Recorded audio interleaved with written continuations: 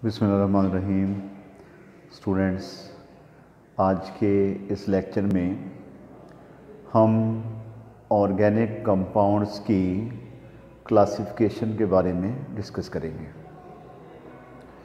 इसमें हम different types of organic compounds को डिस्कस करेंगे। तो सबसे पहले कि ऑर्गेनिक कंपाउंड जो हैं वो होते क्या हैं।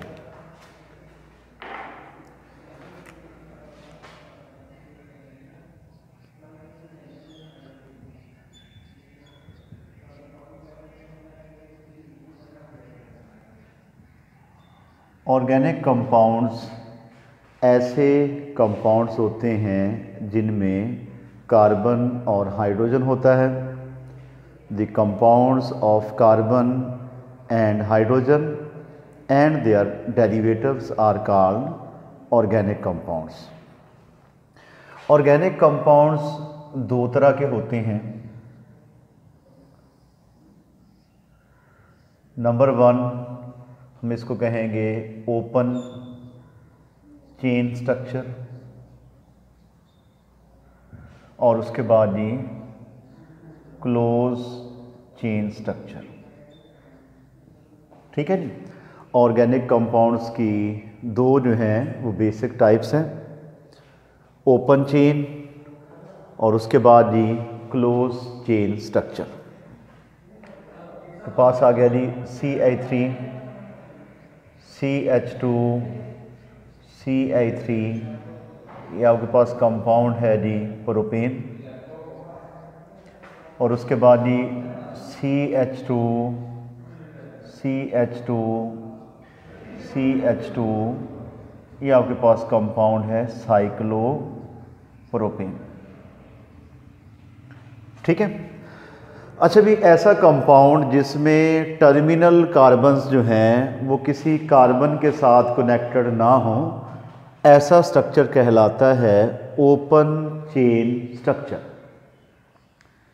और जिसमें तमाम कार्बन्स जो हैं वो आपस में कनेक्टेड हों, आपस में कनेक्टेड होके एक रिंग बना दें, ऐसा स्ट्रक्चर कहलाता है क्लोज चेन स्ट्रक्चर। ठीक है, कि जिसमें टर्मिनल कार्बन्स जो हैं वो किसी कार्बन के साथ कनेक्टेड ना हो, तो ऐसे स्ट्रक्चर को हम कहते हैं ओपन चेन स्ट्रक्चर।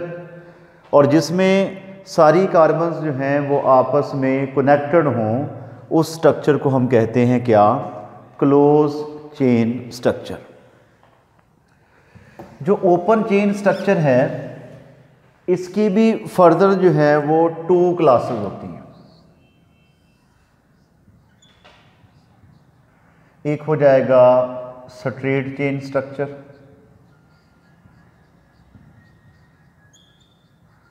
और दूसरी टाइप हो जाएगी ब्रांच चेन स्ट्रक्चर।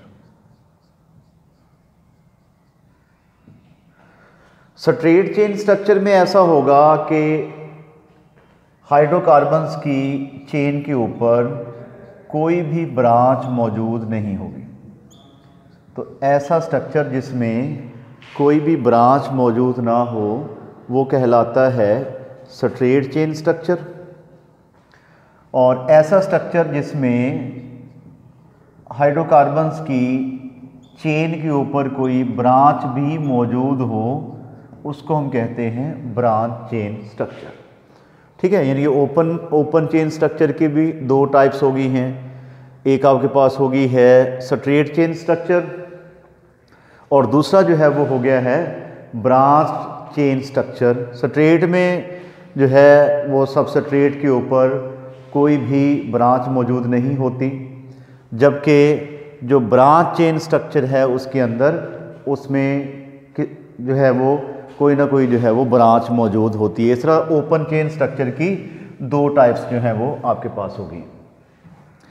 अगर हम बात करें क्लोज चेन स्ट्रक्चर की, तो क्लोज चेन स्ट्रक्चर की भी दो टाइप्स होती हैं। ठीक है, एक होते हैं होमोसाइक्लिक कंपाउंड, होमोसाइक्लिक, और हेट्रोसाइक्लिक। ठीक है, यानी कि जो क्लोज चेन स्ट्रक्चर होता है इसकी फर्दर 2 क्लासेस जो हैं वो होती हैं, होमोसाइक्लिक और हेट्रोसाइक्लिक। होमोसाइक्लिक में ऐसा होता है कि मसलन ये आपके पास हो गया CH2 CH2 CH2 हो गया CH2, कि जिसमें रिंग जो है वो बनी हो कार्बन के एटम्स के कनेक्शन से, कि रिंग के अंदर सिर्फ कार्बन के एटम्स ही हों, ऐसा स्ट्रक्चर कहलाता है होमोसाइक्लिक स्ट्रक्चर। ठीक है, यानी कि साइक्लिक कंपाउंड है, रिंग को बनाया हुआ हो सिर्फ कार्बन के एटम्स ने, तो ऐसा स्ट्रक्चर कहलाता है होमोसाइक्लिक स्ट्रक्चर। लेकिन अगर रिंग के अंदर मसलन आपके पास यहाँ पे मैं बना देता हूँ जी 5 मेंबर रिंग, 5 मेंबर रिंग में मैं 5वीं कार्बन की जगह पे ऑक्सीजन लगा देता हूँ, तो ये आपके पास बन जाएगा थायोफीन, फ्यूरान, ये बनेगा आपके पास क्या, फ्यूरान जो है वो बनेगा। अब इसके अंदर देखें कि है तो साइक्लिक कंपाउंड, लेकिन कार्बन के अलावा भी रिंग के अंदर ऑक्सीजन जो है वो मौजूद है, तो ऐसा स्ट्रक्चर कहलाता है हेट्रोसाइक्लिक स्ट्रक्चर जो है वो कहलाता है। यानी कि होमोसाइक्लिक में जो रिंग बनी होती है वो बनाई होती है जी कार्बन के एटम्स ने, और हेट्रोसाइक्लिक में कार्बन के अलावा भी जो है वो कोई रिंग उसके अंदर जो है वो आ जाती है।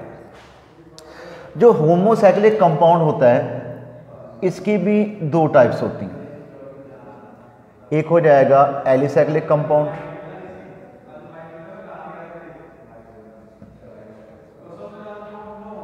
एलिसाइक्लिक कंपाउंड, और दूसरी टाइप जो है वो आ गई है एरोमेटिक कंपाउंड, एरोमेटिक कंपाउंड। ठीक है, तो अगर हम बात करें एलिसाइक्लिक की,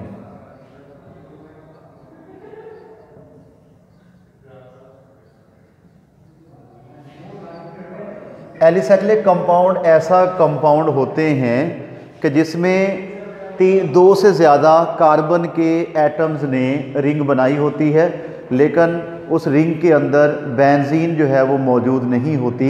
ऐसे कंपाउंड्स कहलाते हैं एलिसाइक्लिक कंपाउंड। मसलन आपके पास आ गया CH2 और उसके बाद ये CH2 और ये CH2, इसका नाम है जी साइक्लोप्रोपेन। इसको लिख सकते हैं जी ऐसे, आपके पास आ गया साइक्लोप्रोपेन। अब ये एक कॉर्नर जो है इस कंपाउंड का ये CH2 को रिप्रेजेंट कर रहा है। आपके पास आ गया जी साइक्लोब्यूटेन, इसको हम लिख सकते हैं ऐसे, ये साइक्लोब्यूटेन हो गया। और उसके बाद जी ये वाला कंपाउंड आपके पास आ गया साइक्लोपेंटेन, साइक्लोपेंटेन। और ये वाला कंपाउंड आपके पास आ गया साइक्लोहेक्सेन, और ये वाला कंपाउंड आपके पास आ गया है जी साइक्लोहेक्सीन। तो ये ऐसे कंपाउंड्स हैं कि जो हैं तो साइक्लिक, लेकिन इनमें बेंजीन रिंग मौजूद नहीं है। इन कंपाउंड्स को हम कहते हैं एलिसाइक्लिक कंपाउंड्स। ठीक हो गया कि एलिसाइक्लिक क्या होते हैं कि जिनमें हों तो वो साइक्लिक, लेकिन उनमें बेंजीन रिंग मौजूद ना हो, तो उनको हम कहते हैं एलिसाइक्लिक कंपाउंड कहते हैं। उससे अगली जो टाइप है वो है एरोमेटिक कंपाउंड्स। पास हो गया जी एरोमेटिक कंपाउंड।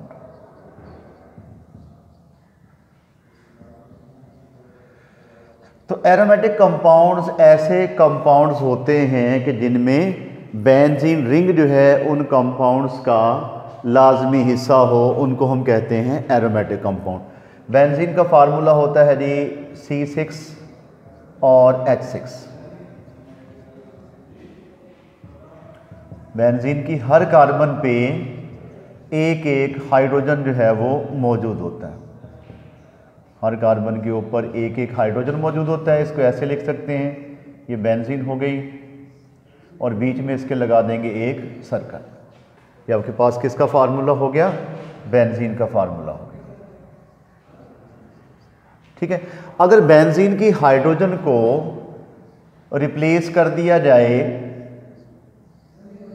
OH के साथ तो आपके पास ये कंपाउंड होगा फिनॉल। ठीक है, कि अगर बेंजीन की हाइड्रोजन को हटा के उसकी जगह पे OH लगा दिया जाए तो ये क्या होगा? फिनॉल जो है वो होगा। अच्छा, अगर बेंजीन की हाइड्रोजन को हटा के उसकी जगह पे CH3 ग्रुप लगा दिया जाए तो ये होगा टॉलीन। और अगर बेंजीन की हाइड्रोजन को हटा के उसकी जगह पे कार्बोक्सिलिक ग्रुप लगा दिया जाए तो ये बन जाएगा बेंजोइक एसिड। और अगर बेंजीन की हाइड्रोजन को रिप्लेस कर दिया जाए NH2 ग्रुप के साथ तो ये बन जाएगा एनिलीन। एनिलीन बन गया। अगर बेंजीन की हाइड्रोजन को रिप्लेस कर दिया जाए एल्डिहाइड ग्रुप के साथ तो ये बन जाएगा बेंजल्डिहाइड। ये बन गया जी बेंजल्डिहाइड बन गया। अब ये सारे कंपाउंड्स ऐसे हैं कि जिनमें बेंजीन इन कंपाउंड्स का लाजमी हिस्सा है। इन कंपाउंड्स को हम कहेंगे क्या? Aromatic compounds. ये हो गया क्या? Aromatic compounds. अच्छा, अगर दो बेंजीन जो है वो आपस में डिफ्यूज हों तो इसको हम कहेंगे नेफ्थलीन। और अगर 3 बेंजीन आपस में डिफ्यूज हुई हों तो ये क्या होगा? एंथ्रासीन होगा। तो ये सारे के सारे कंपाउंड्स जो हैं इनमें बेंजीन जो है इन कंपाउंड्स का लाजमी हिस्सा है। तो इनको हम कहेंगे क्या? इनको हम कहेंगे एरोमेटिक कंपाउंड्स। तो ये जो एरोमेटिक कंपाउंड्स हैं ये भी होमोसाइक्लिक कंपाउंड्स ही हुआ करते हैं। अच्छा, दूसरे नंबर पे हमारी नेक्स्ट टाइप जो थी वो थी हेट्रोसाइक्लिक कंपाउंड्स। Heterocyclic compounds. तो हेट्रोसाइक्लिक ऐसे कंपाउंड्स होते हैं कि जिनमें कार्बन के अलावा भी रिंग के अंदर कोई एटम्स जो हैं वो मौजूद होते हैं। मसलन आपके पास जो है वो 6 मेंबर्ड रिंग जो है वो है, लेकिन यहाँ पे आ गया उसके साथ नाइट्रोजन, तो इसको हम क्या पढ़ेंगे? पैरिडीन पढ़ेंगे, पैरिडीन। और अगर 5 मेंबर्ड रिंग हो, 5 मेंबर रिंग में 5वीं कार्बन की जगह पे जो है वो NH ग्रुप लगा हुआ हो तो इसको हम पढ़ेंगे पायरोल। और अगर 5 मेंबर रिंग हो लेकिन 5वीं कार्बन पे लगा हुआ हो ऑक्सीजन तो इसको हम पढ़ेंगे फ्यूरान। अगर 5 मेंबर रिंग हो और 5वीं कार्बन पे सल्फर लगा हुआ हो तो इसको हम पढ़ेंगे थायोफीन। तो ये ऐसे कंपाउंड्स हैं कि जिनमें रिंग के अंदर कार्बन के अलावा भी एटम्स मौजूद हैं, तो इनको हम कहेंगे हेट्रोसाइक्लिक कंपाउंड्स। तो आज के हमारे लेक्चर में इतना ही था। नेक्स्ट वीडियो में अगले टॉपिक के साथ दोबारा हाजिर होंगे। उस वक्त तक के लिए अल्लाह हाफिज़।